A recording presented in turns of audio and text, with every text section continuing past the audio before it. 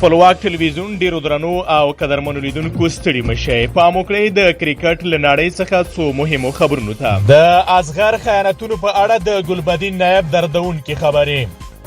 اتل ګلبدین نایب وایي تر څو چې خاین اصغر لوبډلمشر وي زه لوبې نه کوم.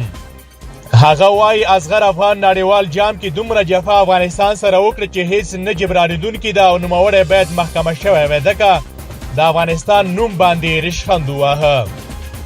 نایب زیاته کړه هغه کس چې نړیوال جام کې د افغانستان د عزت سره لوبې وکړي هیڅکله یې د لوبډلمشر په توګه نه منم. ګلبدین نایب وویل په ژوند کې مې 2 ځله ژړلي، یو چې زما کوچنۍ لور وفات شوه او دوهم چې نړیوال جام کې کومه جفا ما او افغانستان سره اصغر او ډلې وکړه.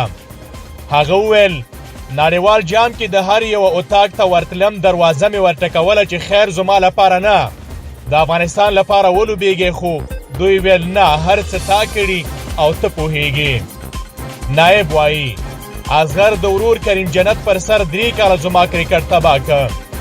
ګلبدین نایب ویل حشمت شهیدي ځکه له لوبډلې وغورځوه چې نړیوال جام کې د خپل هیواد لپاره لوبه کوله او د دوی د ډلې غړی نه وه. هغه زیاته کړه دا یوه لویه مافیایي ډله ده چې عاطف مشعل مشر، اصغر، راشد، نبی او ځینې نورې غړي دي. نایب ویل زه هر لوبډلمشر منم، خو اصغر چې د افغانستان کرکټ او نوم سره ستر خیانت او ظلم کړی نه زه او نه نور پر هیواد مین کرکټران مني. موږ به تر هغو له ملي لوبډلې لرې یو تر څو چې د اصغر مشري روانه وه. محترمو لیدونکو تاسې د نایب د خبرو په اړه څه نظر لرئ؟ کمنټ کې شریک کړئ.